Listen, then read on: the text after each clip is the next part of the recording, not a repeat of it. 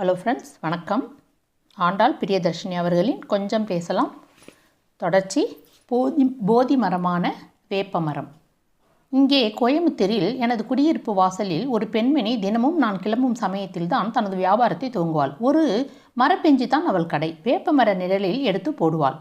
பக்கத்தில் சிமெண்ட் தளத்தில் 2 பிளாஸ்டிக் குடங்களில் தண்ணீர், பெஞ்ச் மீது 2 மண்பானைகள், அதை சுற்றி மெல்லிய துணி மீது தண்ணீர் தெளிப்பாள். ஒரு ட்ரே முழுக்க கண்ணாடி டம்ளர்கள், இன்னொரு ட்ரே முழுக்க பொரித்த வத்தல், மோர், மிளகாய், கார ஊறுகாய், பொடித்த நறுக்கிய வெங்காயம். ஒரு பானையில் கேழ்வரகு கூழ், இன்னொரு பானையில் மோர். ஒரு நாள் கேழ்வரகு கூழ் என்றால் அடுத்த நாள் கம்பு கூழ். இப்படி அவள் மெனு மாறும். வருவோர் போர் எல்லாம் அந்த கூழ் எப்படி இருக்கும் என்று விசாரித்தால், குடிச்சு பாருங்க ஒரு வாய், அப்புறம் நீங்கள் சொல்லுங்கப்பா அப்படின்னு சொல்லிடுவாள். ஆனால் நானும் ஒரு நாள் அதை குடித்து பார்த்தேன். தேவாமிர்தமாக இருந்தது.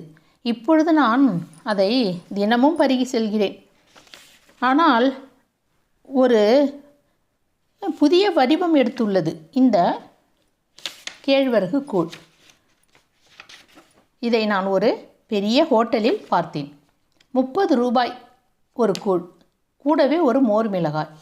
அந்த மரத்தடி நிழல் பெண்ணிடம் ஒரு டம்ளர் 10 ரூபாய். ஆனால் நம்முடைய மூளை சலவை செய்யப்பட்ட சிந்தனையால் மரத்தடி கூழ் தரக்குறைவானது, ஆரோக்கியமற்றது என்கிற நினைப்பால் அந்த ஏழை பெண்மணியிடம் வரும் கூட்டம் குறைவுதான். அதிகாலை 4 மணிக்கே எழுந்து குளித்து மிகவும் சுகாதாரமாக கூழையும் பிற சகலத்தையும் தயார் செய்து கொண்டு மண்பானையில் தலையில் வைத்து கொண்டு வந்து கடைவிரிக்கும் இந்த பெண்மணியின் உழைப்பும் விடாமுயற்சியும் எனக்கு மிகவும் பிடிக்கும். ஏன் இந்த வயசுலேயும் கஷ்டப்படுறீங்க? புருஷன் என்ன பண்ணுறார்?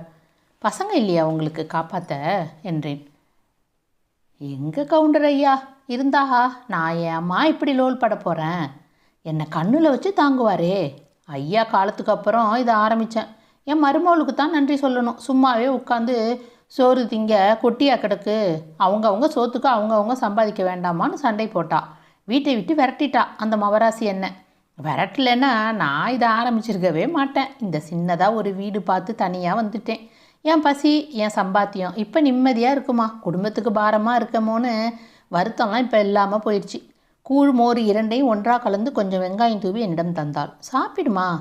அவள் கொடுப்பதற்கு முன்பே வாய் ஊறியது எனக்கு. இப்போவும் கையில் காசு சேர்த்ததுக்கப்புறம் ஒரு புடவை, ஒரு ஸ்வீட்டு, பூ, பழம்னு மருமகளுக்கு வச்சு தருவேன். பேரனுக்கும் புது சட்டை தருவேன். மருமகளை கோவம் இல்லையா உங்களுக்கு? கோவம் என்னத்துக்குமா? ஒரு உசுரை வச்சு காப்பாற்றுறதுன்னா இப்போ யாரால் முடியும்? அவள் பண்ணினது சரிதான். ஒருத்தர் மடியில் ஒருத்தர் ஏறி உட்காரதை விட்டு நெதமும் சண்டை போடுறதை விட்டுட்டு மரியாதையாக நிற்கிறேன். அதுவும் நிம்மதியாக. வாழ்க்கை தத்துவங்களை ஞானி மாதிரி பளிச்சென்று சொல்லிவிட்டாள். அவளை கையெடுத்து கும்பிட தோன்றியது. மருமகள் மீது வெறுப்பை வளர்த்து கொள்ளாமல், மகன் மீது கோபத்தை வளர்த்து கொள்ளாமல், பக்குவமான மனசும் பதறாத வார்த்தையுமாக அந்த கூழ்கார அம்மா சொல்லினாள்.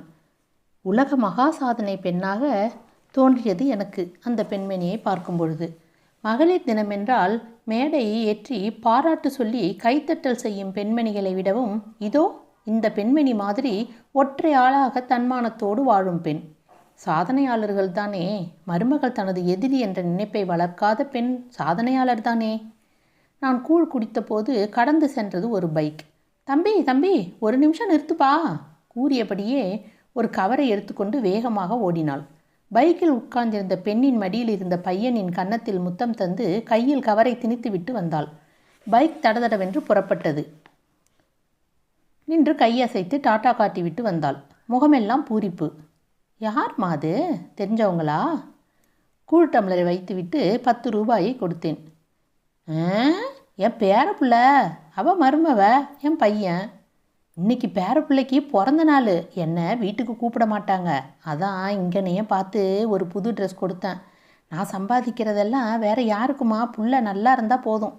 வாய் பேசிக்கொண்டே இருக்க மடமடவென்று வேறு கஸ்டமர்களை கவனிக்க ஆரம்பித்தாள் அவள். அவள் சொல் ஒவ்வொன்றுமே நல் முத்துத்தான் என்று நினைத்தேன். ஒருத்தர் மீதும் கோபமில்லை, ஆங்காரம் இல்லை, ஆத்திரம் இல்லை, வெறுப்பு இல்லை. என் மகனை என்னிடமிருந்து பிரித்து விட்டாள் என்று மருமகள் மீது துவேஷமில்லை. பக்குவப்பட்ட மனசு, பதமான மனசு. எத்தனை கோயிலில் தேடினாலும் கிடைக்காத நிம்மதி, எத்தனை துறவிகளை தரிசித்தாலும் கிடைக்காத தெளிவு இந்த வேப்ப மரத்தடி கூழ்கார பெண்மணியின் இடம் எனக்கு கிடைத்தது. புத்தனுக்கு போதி மரம், எனக்கு இந்த வேப்ப மரம் தான். Okay, thank you. அடுத்த பாகத்தை அப்புறமா பார்ப்போம். Tata, bye by.